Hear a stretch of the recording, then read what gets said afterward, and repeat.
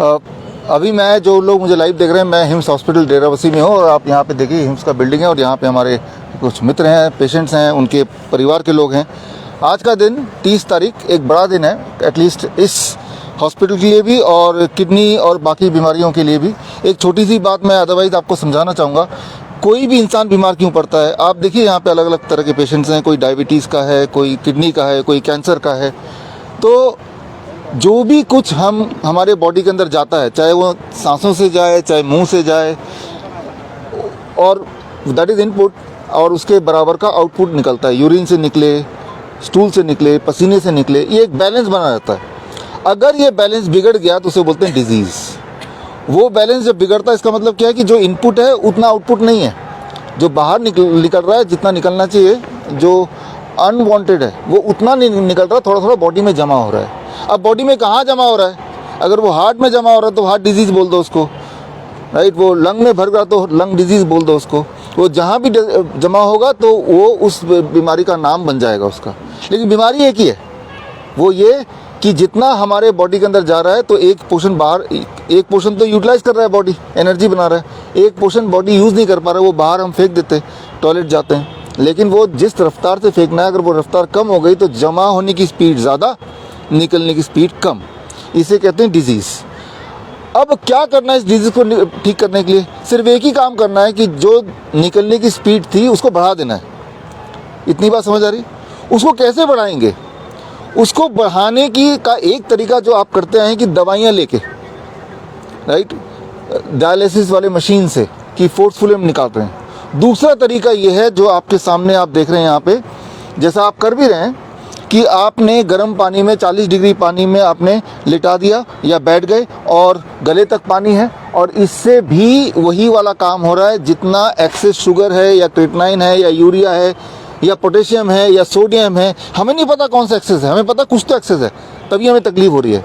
अगर आपको कोई तकलीफ नहीं है तो कोई भी पैरामीटर हो डजेंट मैटर, और अगर तकलीफ है तो पैरामीटर नॉर्मल भी है तब भी दिक्कत तो है ही, राइट। अगर किसी का बीपी शूट कर रहा है तो कोई दिक्कत नहीं, लेकिन बीपी शूट करने की वजह से किसी को हेडेक हो रहा है तो headache is the problem. BP itself is not a problem, headache होना प्रॉब्लम है। हेडेक नहीं चाहिए हमें, राइट। बीपी तो देखो ही मत, लेकिन हेडेक हो रहा है ना, उसको कम करना है। तो जैसे इसमें बैठेंगे, आपने देखा भी, राइट, कि वो एक तो बीपी भी कम हो जाता है, which is a secondary goal, but primary goal दिक्कत चली जाती है। तो ये हम करते आए हैं कुछ महीनों से, सालों से हम कर ही रहे हैं। हम हॉस्पिटल में, यहाँ जयपुर में और जोधपुर में जहाँ जहाँ हॉस्पिटल है, वैसे भी हम अपने वीडियो के माध्यम से बता रहे हैं। लेकिन क्या है कि आजकल लोग बोलते हैं अरे ये तो काम नहीं करता होगा, ये तो ऐसे ही बोल रहे हैं। यहाँ पे जो साइंस की भाषा है उसी भाषा में लोगों को समझाएं तो ज़्यादा समझ आती है। तो इसलिए आज का दिन एक बड़ा दिन है। पिछले 6 महीने से Shridhar university and Dayanand Ayurvedic college Jalandhar, जो कि हमारे देश का सबसे पुराना मेडिकल कॉलेज है 1898 का, दोनों ने मिलकर शोध किया इस हॉस्पिटल के पेशेंट्स पे कि अगर ये therapy, hot water immersion therapy plus head down tilt therapy, ये जैसे 10 डिग्री पे पेशेंट को लिटा देना, खासतौर पे किडनी के पेशेंट्स को, ताकि किडनी रिवाइव करे, अगर इन दोनों को पेशेंट अगर करे ठीक से लगातार 100 दिन, डायलिसिस वाले पेशेंट, तो क्या वो ठीक हो जाता है? इस पे ऑब्जर्वेशन स्टडी था पिछले 6 महीने का, ये यूनिवर्सिटी और मेडिकल कॉलेज का, और उसकी रिपोर्ट उन्होंने आज रिलीज़ की प्रेस के माध्यम से। कल आपको अखबार में देखने को मिलेगा। रिपोर्ट ये है कि जो लोग 100% जैसा हमने बताया वैसा करते हैं, उनमें 75% लोगों का डायलिसिस पूरी तरह छूट गया, 75% का। और जो 25% है उनका पूरी तरह तो नहीं छूटा, लेकिन छूटने के रास्ते पे है। पहले हफ्ते में 3 था, तो अब 15 दिन में 1 बार। तो मतलब ये कि अभी भी जो इनपुट की उनकी स्पीड है और आउटपुट की स्पीड है, उसमें फिर भी गैप है, लेकिन पहले से बेटर है। अब इम्पॉर्टेंट बात यह है कि ये जो आप देख रहे हैं या जो आप यहाँ पे कर रहे हैं, इनमें से कोई भी चीज़ ऐसी नहीं है जो कि आप घर पे ना कर सके, राइट। तो आइडिया ये है आपको ट्रेनिंग देने का, या इस अभी भी जो हम बोल रहे हैं, या जो लोग मुझे अभी लाइव देख रहे हैं, कि अगर आप बीमार हैं तो आप घर पे ठीक हो सकते हैं, अगर सही चीज़ ठीक से कोई बता दे और थोड़ा सा मॉनिटरिंग हो जाए तो, राइट। तो कोशिश हमें यही करनी है, राइट। तो ये एक छोटा सा मैसेज है। और आपके बीच में हमारे जो लाइव देख रहे हैं वो कुछ लोगों से बात करना चाहेंगे। मैं बीच में पेशेंट है, एक बार मैं बुलवाता हूँ आपको। ये हमारे साथ हैं। आप कहाँ से आए हो, आप बताओ जरा एक बार इनको। हम इंग्लैंड से आए हैं। इंग्लैंड से आए हो, क्या प्रॉब्लम थी आपको? किडनी की प्रॉब्लम थी। किडनी की कितने साल से? 2 साल है। 2 साल से। और कितना डायलिसिस चल रहा था आपका? हफ्ते में 4 दिन। हफ्ते में 4 दिन इनका डायलिसिस चल रहा था। जी। अभी यहाँ पे कितने दिन हो गए आपको? दिन है कि मेरे 4 दिन। अभी 4 दिन में आपका एक भी डायलिसिस नहीं हुआ। नहीं हुआ। तो आपके सामने पेशेंट हैं और आए भी कहाँ से हैं? इंग्लैंड से, जी। मतलब इंडिया से बाहर के। जी। सिर्फ इसलिए कि यहाँ पे एक विश्वास, और विश्वास के बाद इन्होंने अपने ऊपर एक्सपेरिमेंट किया इसी हॉट वाटर इमर्शन को और हेड डाउन टिल्ट को, और इसके साथ आयुर्वेद के थेरेपीज को। आप मेरे साथ हैं, आपकी मदर भी आपके साथ है। आपकी मदर को क्या प्रॉब्लम है, इनके बारे में क्या है? काफी पुराना दर्द था कि, और सभी पेशेंट ने हमारा बहुत अच्छे से ट्रीटमेंट किया और सभी लोगों ने बहुत अच्छे से किया। आपको कितना आराम है जब से आप आए हो यहाँ पे? हमें तो बहुत आराम है। आपको अभी काफी थोड़ा- आराम है। हाँ, किस प्रॉब्लम के लिए आए थे बहुत आप? दर्द था। दर्दों पुराना के लिए आए दर्द थे था, आप? 20 साल से। उम्र कितनी है आपकी? 60। और कहाँ से आप आए हो? रायपुर, छत्तीसगढ़ से। और आप मैम, ये इनकी बिटिया इनके साथ ही आई हैं। आपको क्या प्रॉब्लम थी? मुझे किडनी का प्रॉब्लम है। किडनी का प्रॉब्लम था। मेरा क्रेटिनाइन 3 था और यहाँ Okay. पे आने तब मेरी आंखों के नीचे सूजन था। जब मैं आई थी, जब मैं फर्स्ट दिन ही टब में बैठी तो मेरा आंखों का नीचे का सूजन पूरा हट गया था। मतलब आपको जब क्रिएटिनिन 3 आया तो जब आप डॉक्टर के पास गए, उन्होंने आपको क्या बताया? उन्होंने कहा था कि आप वेट करिए, कब बढ़ेगा तब आपको डायलिसिस और ट्रांसप्लांट। मतलब आपको डायलिसिस भी बता दिया उन्होंने और ट्रांसप्लांट का भी दिमाग में एक कीड़ा डाल दिया। आपकी एज कितनी है? 33। 33। मैरिड हो? जी तो आपके लिए तो पूरी दुनिया हिल गई होगी आपकी, जी कि अब अगर किडनी फेल हो गई तो मेरा क्या होगा। राइट।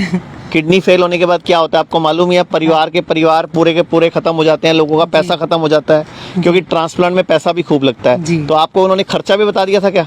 नहीं, खर्चा नहीं बताया था। कहा, मैंने कहा कब तक, तो बोले वेट करना पड़ेगा। कहाँ से आप आए हो? रायपुर, तो छत्तीसगढ़। यहाँ के बारे में कैसे पता चला था आपको? यहाँ के बारे में सोशल मीडिया से। सोशल मीडिया से। हाँ। तो आप देखने वाले दर्शकों को क्या बोलना चाहोगे यहाँ के बारे में या ट्रीटमेंट के बारे में? यहाँ का ट्रीटमेंट को ज़रूर फॉलो करिए और ज़रूर, मतलब आप घर पे भी रह के इसको कर सकते हैं। ज़रूरी नहीं कि आप यहाँ पे आए, आप ये वीडियोस को फॉलो करिए और घर पे भी मॉनिटर करके खुद से कर सकते हैं।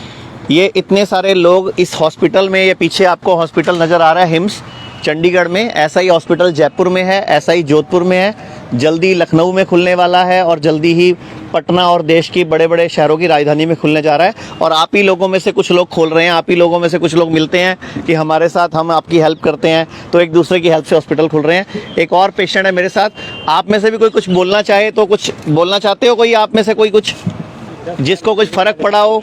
हाँ, 10 साल से मेरी डायलिसिस हो रही है। आप इधर आओ एक बार, आप बताओ क्या कहना चाहते हो आप? 10 साल से मेरी डायलिसिस हो रही है। अच्छा, ठीक है। 25 तारीख को हुई थी, आज का नंबर था, लेकिन अब जरूरत नहीं। 25 तारीख से कब से हो रही है डायलिसिस आपकी? 10 साल 10 से। साल से हो रही है। ओके, तो अभी यहाँ पे हमारे संपर्क में आए कितने दिन हो गए आपको? अभी 25 तारीख को आया हूँ। ओके, अभी तक 25 तारीख से लेके अभी तक एक भी हुआ? अभी नहीं हुआ। यानी कि अभी 5वां, महसूस भी आज नहीं 6ठा दिन हो गया। हुआ। 6ठा दिन हो गया। कोई आपको दिक्कत परेशानी नहीं? नहीं, कुछ क्या नहीं। कहना चाहोगे देश के लोगों को आप बहुत जो? अच्छी हॉस्पिटल है, हम तो बहुत दूर दूर तक जाके थक गए थे, फिर यहाँ वीडियो देख देख के तो पहुँचे हैं।